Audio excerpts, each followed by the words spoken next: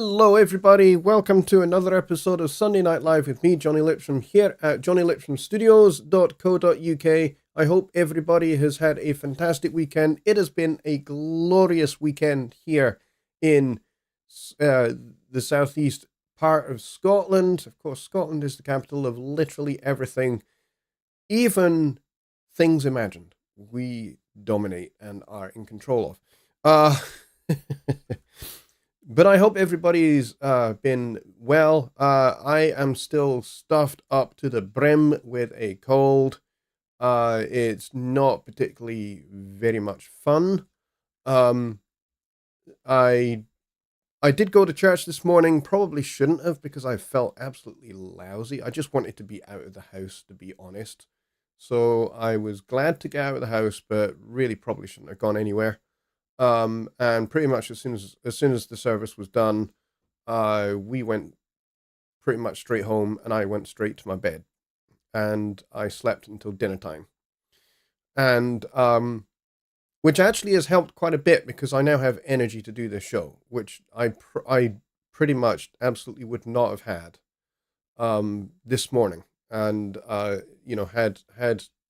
I not actually gone to bed this afternoon, I would not be doing the show. So I'm here, and I'm happy to be here, and I'm happy to be serving you guys and answering your Studio One questions. That's what I'm here for. So if you have Studio One questions, get them in the chat.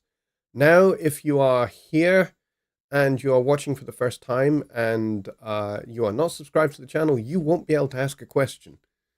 If you would like to, then you need to subscribe. So please hit the subscribe button, give it 2 minutes, and then the chat will be opened up for you and you can ask a question. Please introduce yourself. I would love to meet some of the new people who have subscribed very, very recently. That would be very cool. I'd love to do that. So if you do have a question, get them in just now, because that's what the show is for. And otherwise, this will not be a show. I will have to just end it. So yeah, please do get your questions in. We had actually a really great show on Wednesday, even though I was definitely very unwell.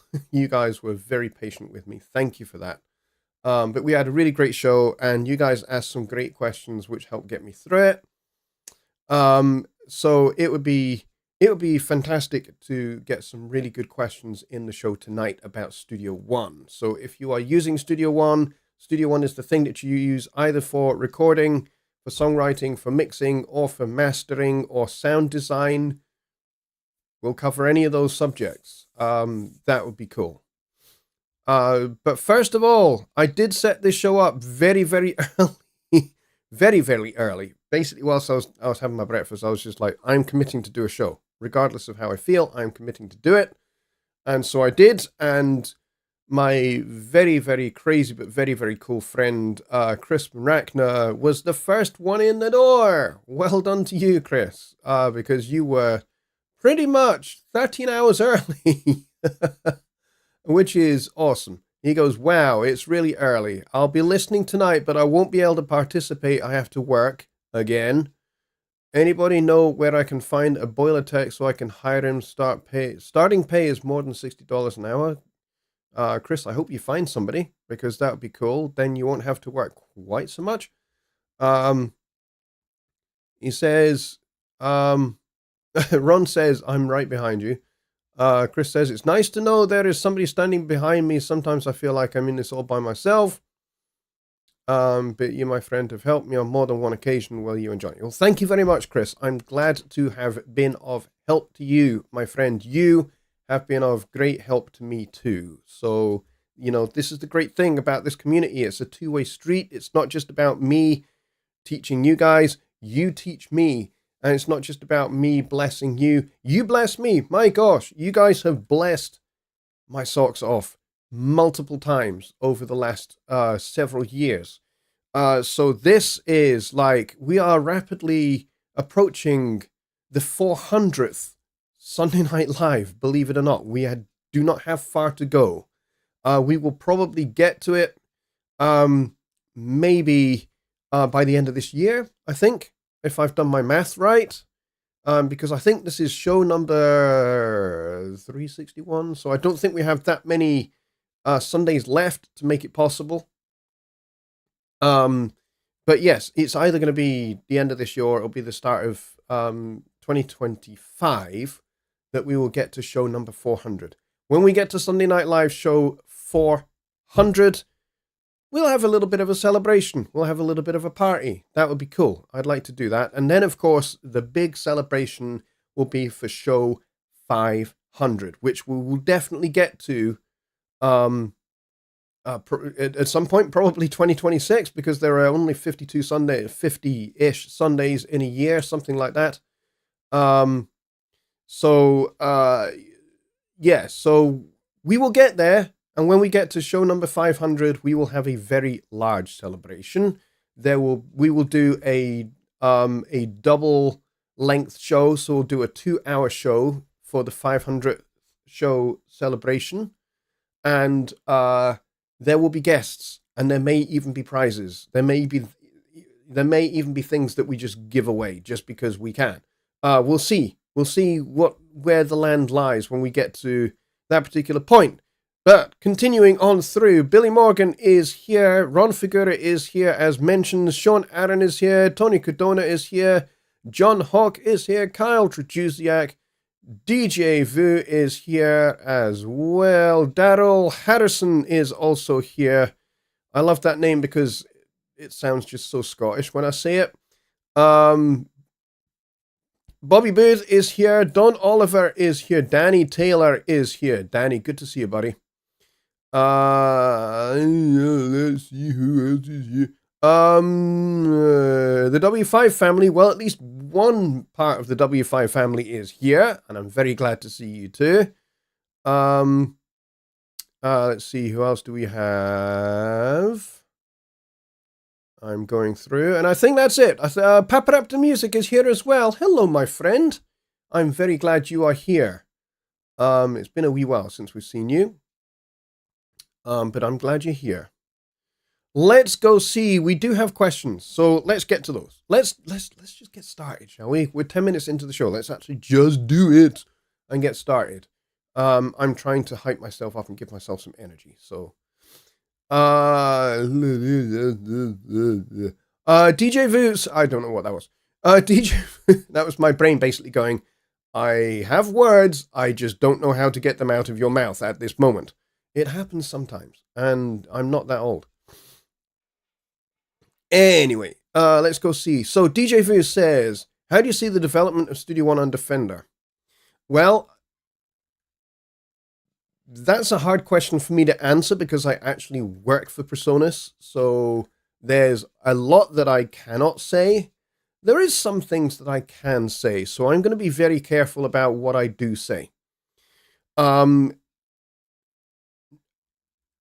so to answer that question, I'm going to actually draw upon what we have already seen in terms of Studio One development since Fender bought us on November 1st, 2021.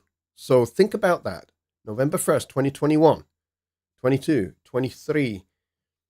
We're not far away from November 2024. So it's been almost 3 years, and we have seen quite a lot of Studio One development that has already happened. We have had some good, awesome new features, including one of the most requested features, which was for Dolby Atmos integration. And we have that now. And in fact, we don't just have Dolby Atmos integration. We have Dolby Atmos integration in a way that no other DAW is doing it. And that is, it's native. It's essentially native. Yes, it is Dolby Atmos, which is a third-party product, but the way we have it integrated is it's actually built into Studio One. There are other manufacturers, there are other companies, there are other DAW manufacturers who don't do this. In fact, we are the only ones that are doing this, and doing it for free. There are other manufacturers who have Dolby Atmos, but they have it as an add-on that you have to purchase. And then there are other manufacturers who basically support it, but you still have to basically export your mix into the Atmos thing and then kind of render your mix in it in Atmos, and then you export it out of that. Whereas what we have is we have it actually built in directly inside of Studio One. You basically just use the template that is available for it, that's in the create new song dialog. And it's as easy as that. It's only there when you want it. If you don't want it, it's not there. If Dolby Atmos is not something you need, is not something you want, then it's not there for you. You don't need it. You don't get to see it. It's not one of those features that's just there whether you want it or not. And also, it's available to you for free. We don't charge for it. We could, but we don't. It's a considerable investment that has been made to make it happen, but we didn't want to do what other DAW companies are doing, which is making you pay for it. And making you also not only pay for it, but pay for support for it as well. We're not doing that. So there has been a lot of very, very good development of Studio One since we were bought. There's also been some extensive, deeper integration with Studio One Plus membership, which, is actually very, very beneficial. So now we have workspaces in the Studio One Plus membership. And so the cool advantage for that, and for those of you using Studio One and being a member of Studio One Plus, is that you get to collaborate with other users and basically have it seamlessly integrated within Studio One. It's not just something that is in the membership area, and it's not just something that is based in, the cloud, so to speak. This is something that is integrated directly inside of Studio One. So if you are collaborating with somebody else, the song folder itself, a copy is made of it that goes into the workspace, and then both collaborators can dynamically access that and update files for the song, without having to download and upload and manually download and manually upload to the workspace all the time. You just send and receive. So, those are just two of, I think, the 30 or so new features for Studio One that we've had since 2021, that have been added to Studio One since we were bought by Fender. So what does that tell me? That tells me the trajectory is onwards and upwards, and that's what that should tell you. Now, obviously, because I work for the company, I'm under NDA. There's stuff that I know about the future development of Studio One that I cannot share, and I will not be sharing. However hard you try to push me to share it, I will not be sharing it. So, to answer your question, where do I see it going, or how do I see it going? I think personally, if I temporarily set aside the fact that I work for the company, I think from a purely objective point of view, I think it's going extremely well, and I think future development is going to go extremely well in the future. I don't see this being a bad thing. I know a lot of people, when we first got bought, a lot of people were just like, oh, this is just going to be like Gibson and Cakewalk and all of that all over again, completely ignoring and overlooking other very, very successful purchases of DAW manufacturing companies by other companies. Steinberg, makers of Cubase and Nuendo, right? Cubase is pretty much the oldest DAW in existence. It is the first DAW on the planet, basically. And Steinberg, that makes it, were bought by Yamaha. Yamaha that make musical instruments, but they also make motorbikes and a whole bunch of other things that are not DAW related. Yeah, they bought Steinberg, and pretty much, I think it's pretty much obvious to state that Cubase is doing extremely well. So is Nuendo. Nuendo is still pretty much the de facto DAW that you use if you're a film composer, because that's what it's designed for. That's its primary design function, is to be a DAW for film. So that's going extremely well. Arguably, the progress of Cubase since they were bought by Yamaha has actually been exponentially good. Now, yes, you do get acquisitions that don't go well. You get acquisitions that also do go very, very well. And I think this one is going well, and I see no reason to think that it won't continue in that direction. But I do understand your concern and your worry about that. Let's see. Kyle says, I will allow personas to include preset 7 at no cost. Of course you will. And you know what? You should make a feature request for that and give them the SDK for it. You could probably email Arndt Kaiser, who is the general manager of Persona Software, and he would be probably very, very happy to receive your SDK and see about getting it built into maybe, I don't know, Studio One 6.7 or 6.8 or something, or 7 or whatever. Ron says, is there a definitive operations guide for Studio One? The Studio One reference manual is good, but assumes a lot of previous use of Studio One and DAWs in general. Here's the thing with user manuals. And this is a thing that you have to bear in mind. Yes, there are assumptions that are made, that you already have some understanding of how DAWs work in general.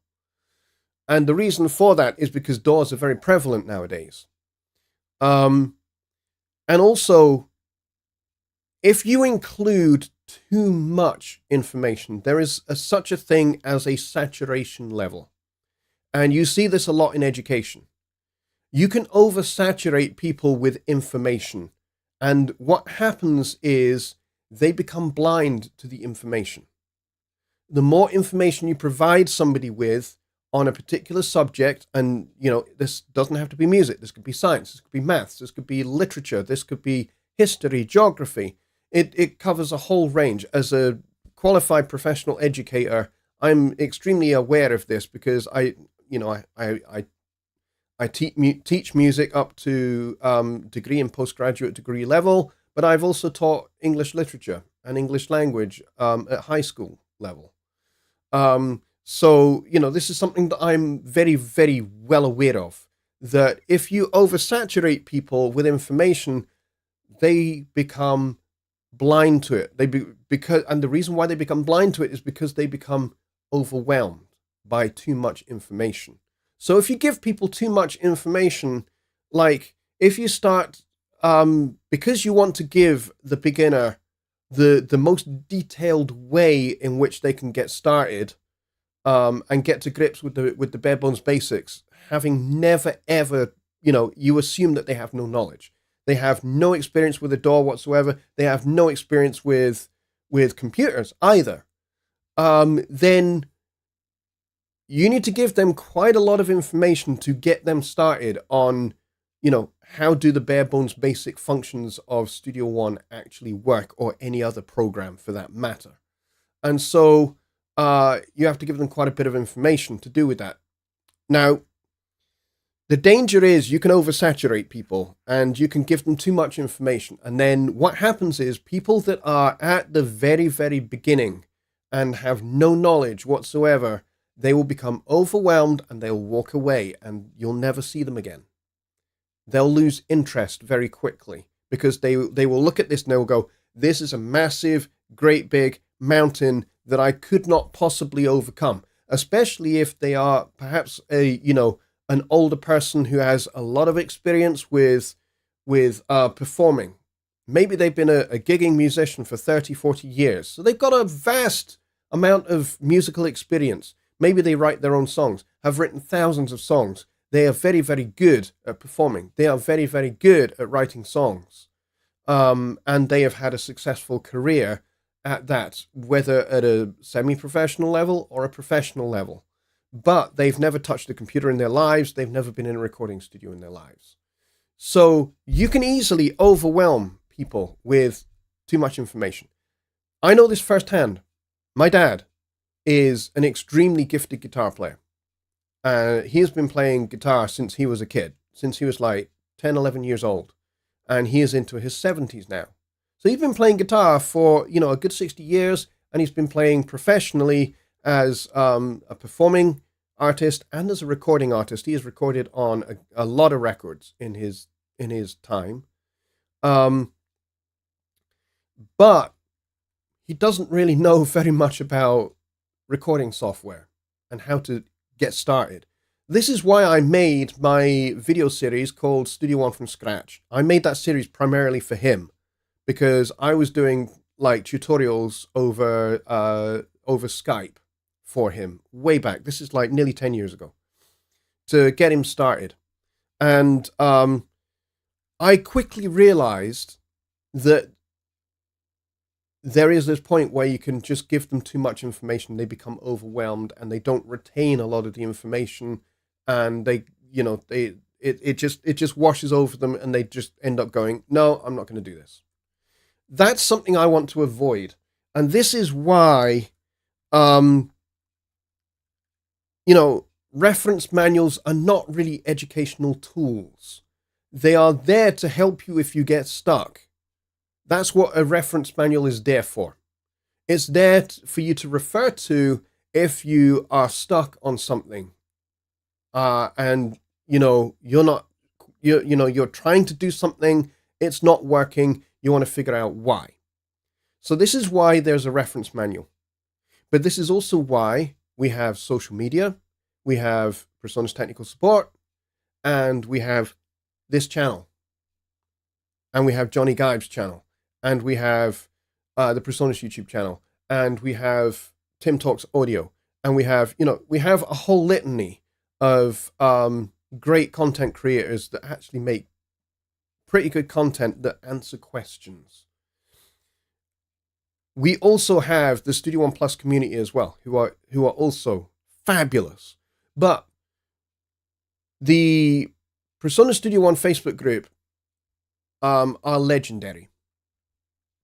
And my dad, I basically said, hey, you need to go join this group. And I guarantee you, if you ask some of the questions that you've been asking me there, they will help you. You will get hands-on help from people who can help you in ways that I can't, because I just don't really, I don't have the time to, because I'm not a professional, I'm still a professional educator, but I'm not, it's not something that I do full time. It's something I do part of my time, but it's not something I have time to devote a lot of my time to. So that's why I think a reference manual is not sufficient on its own. And I think pretty much every software manufacturer knows that, which is why they have a reference manual.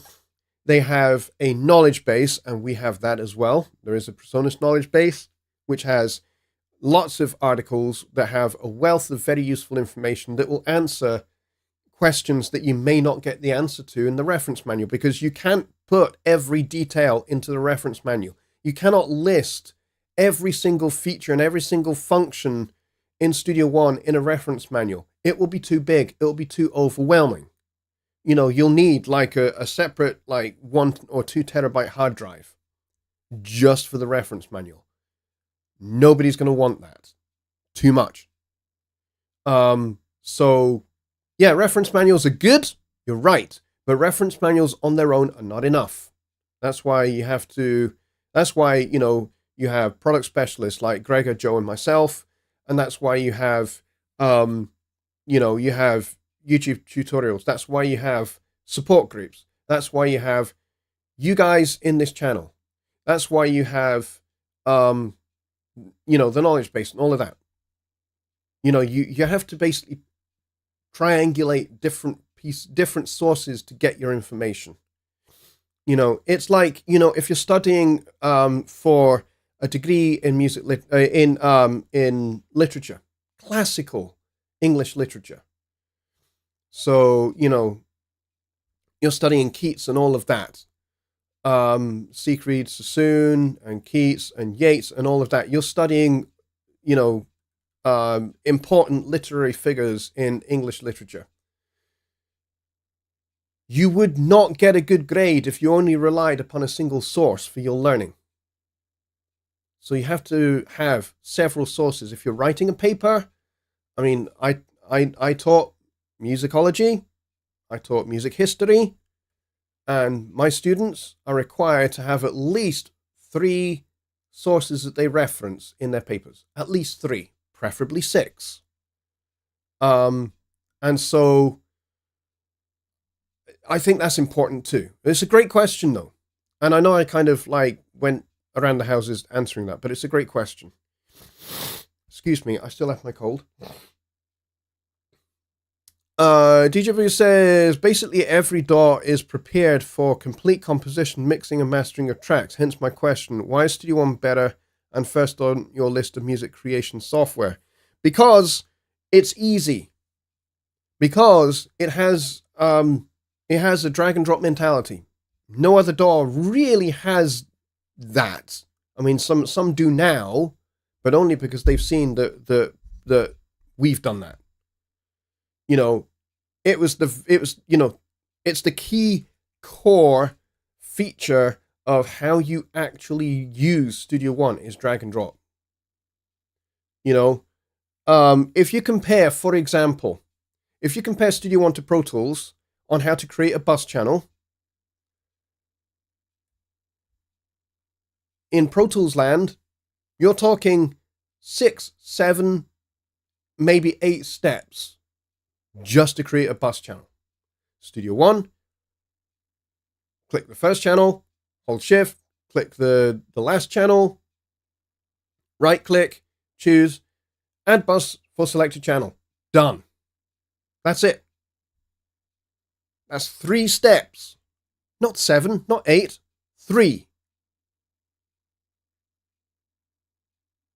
This is why I like Studio One. This is why I fell in love with Studio One the first day I started using it, 11 years ago.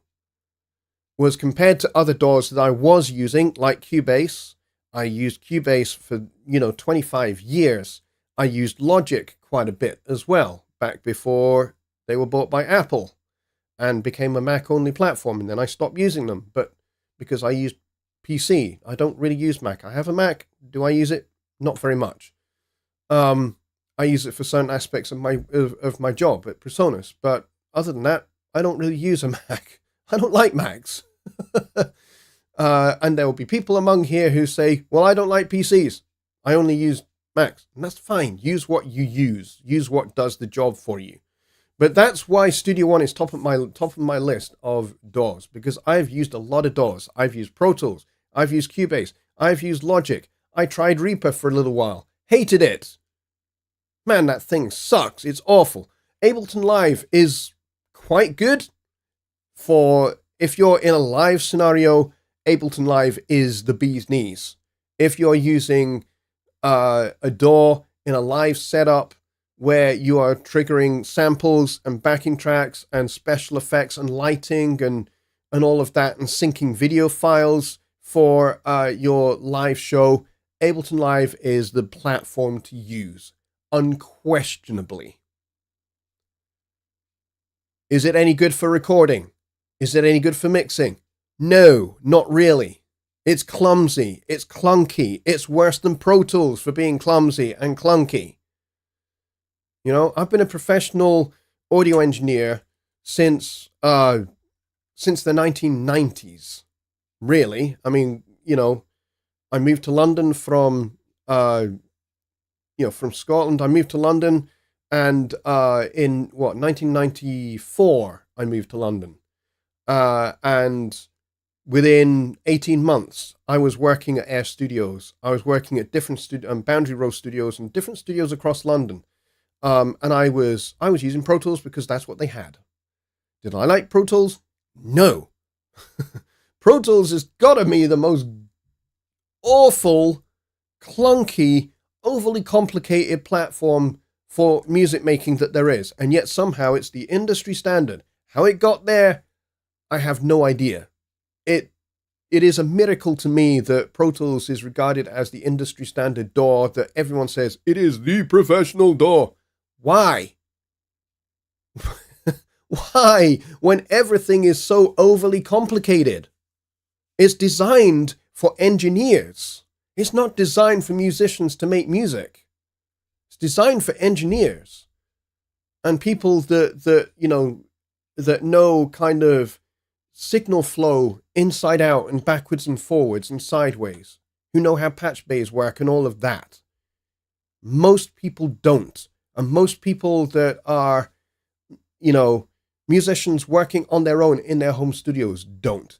And with the explosion of the home recording revolution, as my good friend Graham Cochran has called it, a recording revolution, a home studio recording revolution. Since that has exploded off the charts, and all of the big major record label big studios are struggling to get people in because people are making records at home because they're cheaper. It's cheaper to make a record at home, and you can still have a flipping hit record at home. Talk to Billie Eilish and her brother. They've had a string of hit records recorded in a bedroom using Logic on a laptop. So, that's the market which Studio One sits in, and in my opinion, leads the way. So that's why I think Studio One is first on my list for music creation, because it's designed for music creation. Pro Tools is not designed for music creation. Pro Tools is designed for engineers who do engineering for music creation. It's not designed to actually make music. It's designed to engineer music. How's the weather look today in Scotland? Pretty awesome, actually. It's been warm and sunny today all day. It's been lovely. Billy Morgan says Studio One will only get better. Remember the mission to destroy Pro Tools. Yes. Bobby Booth says Pro Tools is supposed to be the leading DAW and you have to add Atmos software. Yes, exactly. Excellent point, Bobby. If you want to use Pro Tools, the industry standard for Dolby Atmos, which is becoming the thing to mix your records in, Atmos. Everyone's talking about it. Apple have it set up. It's the big thing. It is the big thing at the moment, and everybody is converting their studios for Atmos, for surround sound and Atmos and all of that. If you're a Pro Tools user, you have to purchase it as an add-on, and it's not integrated into Pro Tools. It's so dumb. Whereas we give it to our customers for free, fully integrated into Studio One. Let's see. DJ is saying thank you. Thank you very much, mate. I appreciate it. Neil says Studio One really is just about as easy as it could possibly be when the vast functionality of it is taken into consideration. Excellent point. Excellent point. Okay, we're around about halfway through the show, and we've had some great questions so far. Billy, I would remove that post if I was you, where you have put your email address and your telephone number publicly available. Please don't do that for your own safety. Please don't do that. I know you meant well and you're trying to be helpful, but yeah, please don't post your email addresses or your telephone numbers in the chat. It's not a great idea.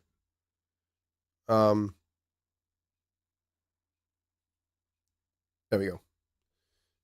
Yeah, it's not a great idea because, who knows who watches this show on replay. I don't have control over who watches these shows on replay. Not massively. I don't have control over it. I know you're not scared. It's not about that. It's not about your safety in terms of your actual physical safety. It's also not good online protocol, because if you're giving your telephone number out, you can be subject to all kinds of scams. And you don't want that. And yeah, people can be very, very nasty and unpleasant, and you don't want that. And I don't want that for you either.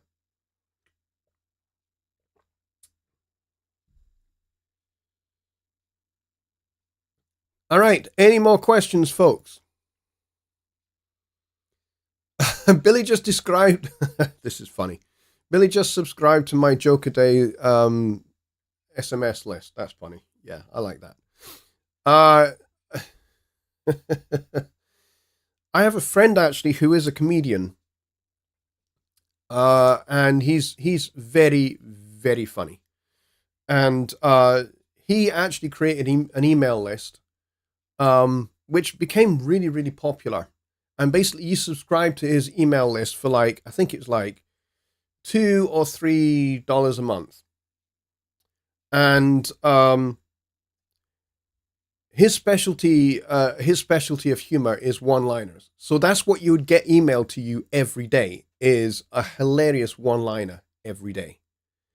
And so he started this just as a bit of a side thing that he could do. He didn't think that he would ever be able to profit out of it or anything like that.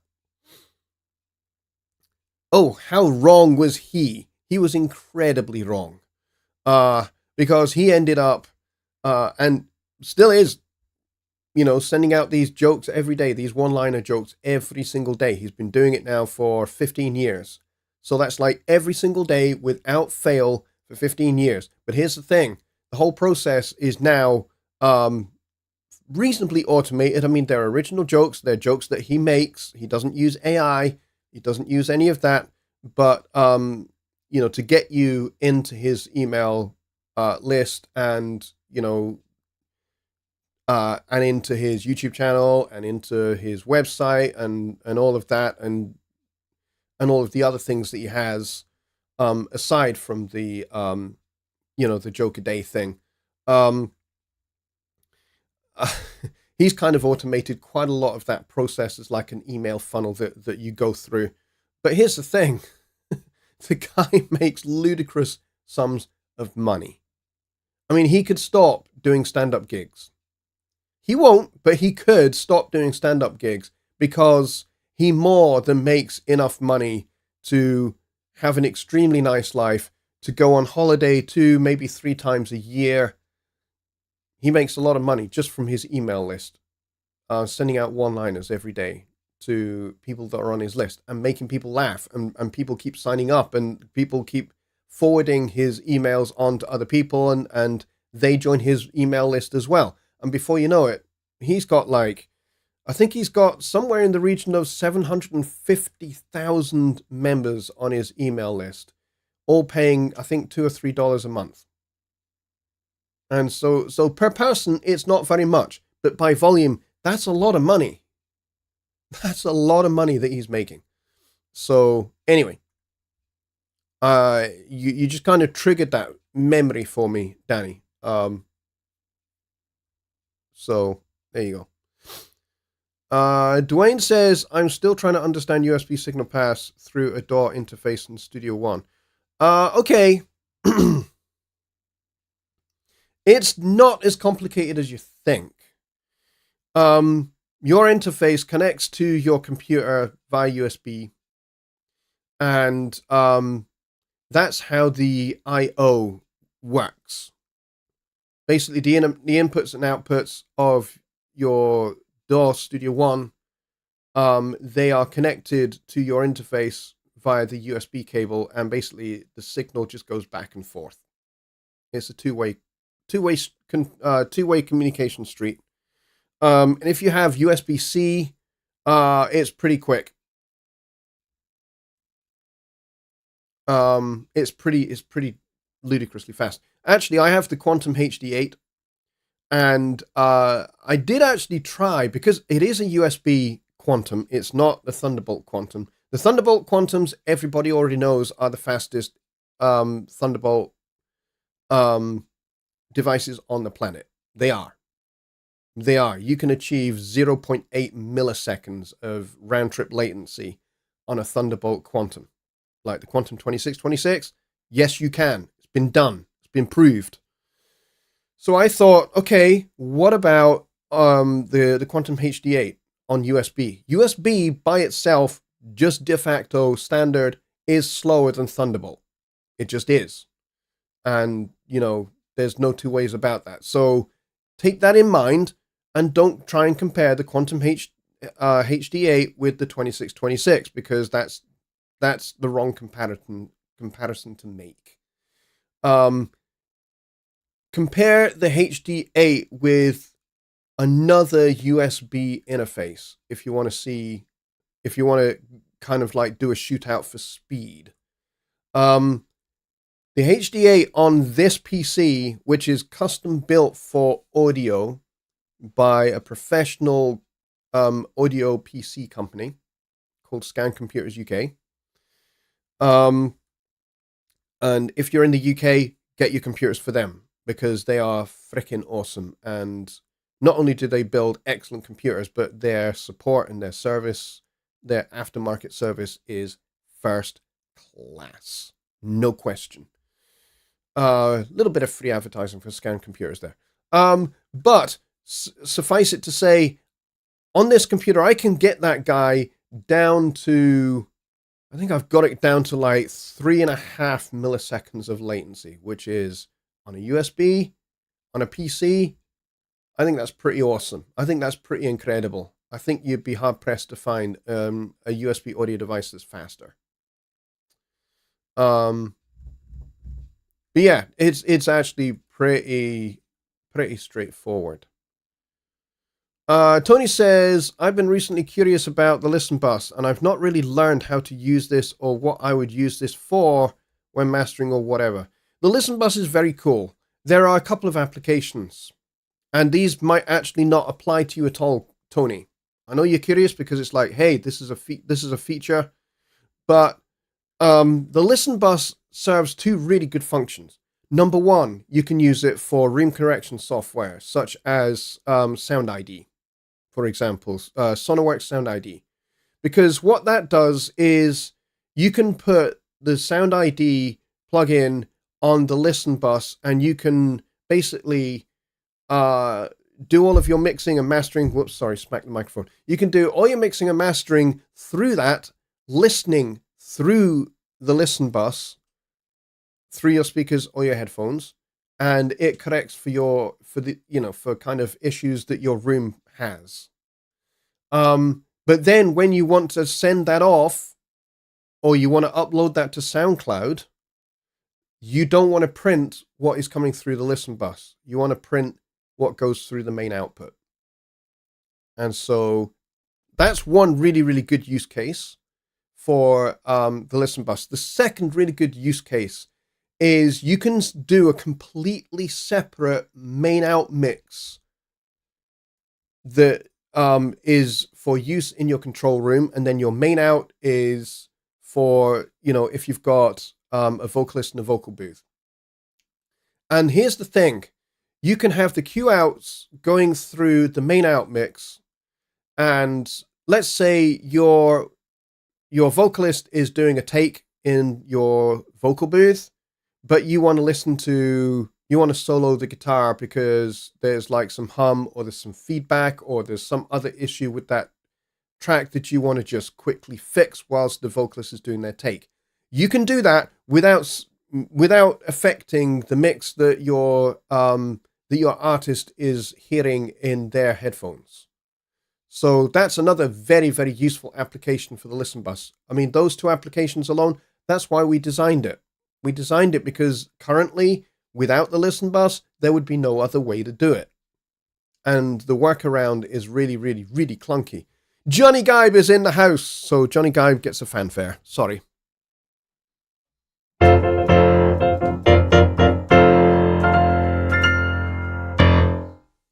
There we go.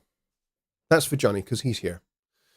Dude, I'm glad you're here. And I just seen that you just uploaded like 3 videos in a row. Wow, that's more than I upload in a month, but that's okay. Your output remains prolific, mate. And I'm very glad to see that you are still making a bunch of very, very useful, very helpful content for everybody. We were just actually talking about you in passing, but we were talking about you in terms of, you know, I think the question was about the reference manual, and I said you have to use the reference manual, you know, combined with other learning resources, such as YouTube, such as the knowledge base articles on the Persona's website.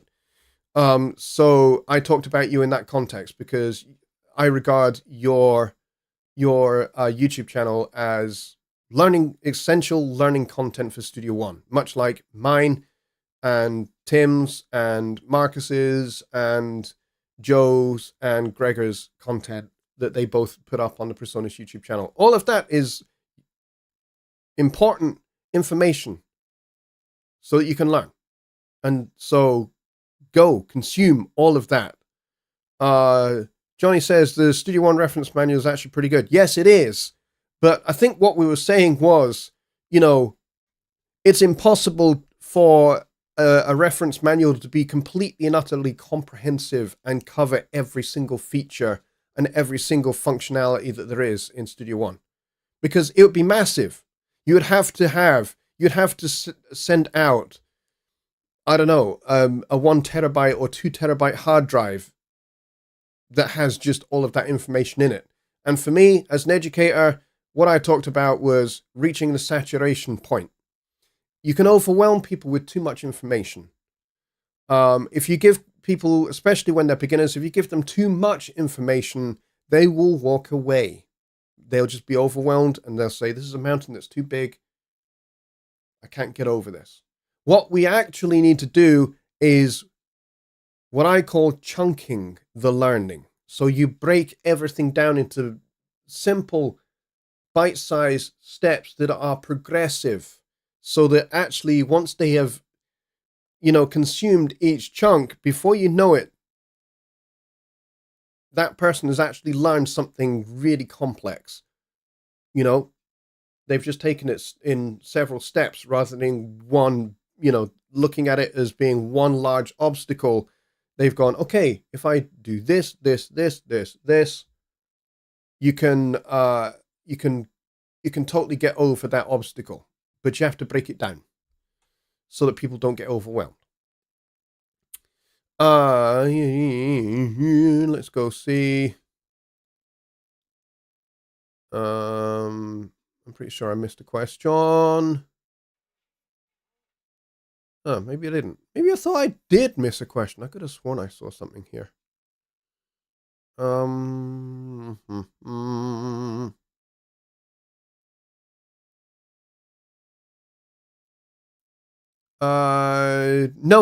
Tony says, so does this render QMixes irrelevant? No, it does not. It does not, because they are a different feature and a different functionality from the listen bus. The listen bus can't do what QMixes can do, and QMixes can't do what the listen bus can do. But so in that respect, they are kind of, though they are related, they are not the same thing.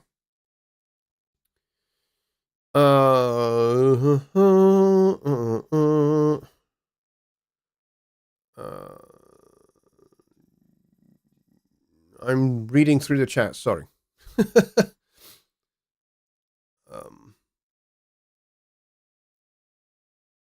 I'm sure somebody's... yeah, Aurora's boring Alice. That's you, Dave. Hello, Dave. Good to see you. He says he runs around 3.5 millisecond round trip, around 512 sample rate. Yeah, that's pretty much mine, too. Super duper fast. Nobody's ever going to hear 3.5 milliseconds of YouTube. YouTube? Why did I say YouTube? I don't know. Round trip is the word I was trying to say. Nobody is going to hear 3.5 milliseconds of latency. You just won't, because your ears are not fast enough, because your brain is not fast enough. In actual fact, there have been studies done that show that we don't actually live in the present. We actually live somewhere between 4.5 and 8.5 milliseconds in the past, because that's how long it takes our brains to process the information that all of our senses are bringing to it at once. It takes a few milliseconds for our brains to process it so that we understand it and we can interpret it into the information that it is, whether it's visual, whether it's auditory, whether it's, touch, taste, smell, all of that all happens at the same time. It takes our brains between 3.5 and 7.5 milliseconds to sort all of that information out. And so, certainly when it comes to human hearing, there have been a good number of studies on this where it's believed that on average, so we're talking like a broad spectrum of people, the average person cannot hear latency faster than 5 milliseconds. So it's once you get above 5 milliseconds, people start to hear the latency. But if it's below 5 milliseconds, most people don't hear it. You do have exceptions where some people are extremely hyposensitive, but they are extremely rare. People that can hear under 3 milliseconds, those people are probably in the less than 1% of the population. They are exceedingly rare. So anybody that says to you that they can hear that fast, they're likely not telling you the truth. Neil says, I agree, and when I first got the DAW, I couldn't learn from either Joe or Gregor because they were too fast. That's also very true. But there's a reason for that, and that's because who wants to sit and watch a 2.5 hour long video? Nobody does. Nobody wants to view something that takes 2.5 hours. Yeah, you'll sit and watch a 3-hour film, no problem. But when it's educational, it's different. It requires much more brain power than sitting and watching a film. Sitting and watching a film does require brain power, but it's more passive than it is active. Whereas if you're watching something that's educational, your brain is active. You are actively engaging with the material, and people won't sit and concentrate for 2.5 hours. So this is why a lot of the content that's on the Personas YouTube channel is short. It's only, 4, 5, 6 minutes, because that's the optimum teaching time. So that means if they're going to cover a particular subject or a particular feature or function of Studio One, that's why they go fast, because they've only got like a couple of minutes. After they've done their intro, they've got maybe 2 minutes of actual content, and then they've got to do their outro. So trust me, education is hard. Teaching, hard, because you have to chunk everything up like that, and you have to be able to get everything in an understandable manner. It's not easy. It really isn't. I admire Joe and Gregor because they are, in one sense, they are not professional educators. And by that, I don't mean that they don't know what they're doing. What I mean is they are not professionally qualified educators. They're qualified through experience, and they're qualified through doing a job that allows them, that they get paid to do it. But they're not they don't necessarily hold, professional qualifications in education, where you get a lot of training in how to make things short and succinct for people. So it's difficult. Cooperation with other concerns is a commercial norm today, but we are interested in what a potential DAW user gains from all these connections and commercial dependencies. I'm not quite sure I understand your question. Maybe that was the first part of it. Okay, I missed the first part. When it comes to cooperation and a connected community of creators in joint creation and cooperation, BandLab has already guaranteed it at a very good level much earlier. Cooperation with other concerns is a commercial norm today, but we are interested in what potential DAW users gain from all these connections and commercial dependencies. What users gain is they gain the opportunity to get to know other content creators, other musicians, and other people that they can collaborate with and they can learn to work with and they can build relationships with. That's the beauty of something like the Facebook group or the Studio One Plus community, is you've got a whole bunch of people in there that actually now know each other. Plus, this community right here that are watching, we've got 25 people here, but damn it, we've only got 16 likes and we've got 2 minutes. I want a like rally. If you're watching and you think that this is useful stuff, hit the like button, please. If you support what I do, hit the like button, please. I would appreciate it a lot. I want to see like parity by the time we finish the show. So to that point, this community of people that are in the chat right now are people who actually know each other really well over several years. And they may have all met through being on the chat on this show or on Songwriting Simplified, or on the shows that Jonny Gibe and I used to do together. He and I have together spent the better part of 10 years, pretty much, building a community of Studio One users who know each other and know each other well. And actually, you guys work together. You guys make music together. You collaborate with each other and you know each other really well. You're all friends. I love that. And, you know, that's something that when you buy a DAW, you never expect. It's certainly not part of the price for the DAW. You know? Like I said, I used Cubase for over 25 years. And so obviously it predates Facebook. And it largely predates the internet. But once the internet became a thing, once social media started to become a thing, Steinberg was pretty quick in seeing its potential for building a community of users of Cubase. And so they did that as soon as Cubase, as soon as Facebook was a thing and groups were a feature of Facebook, they started building groups. And so they did build a community, and, you know, those communities are thriving pretty well. But like I said, it is kind of something that we think of, oh, this is normal. This is just normal. You buy a DAW and you find yourself in a user community. It's kind of normal. Yeah, but it never used to be that way.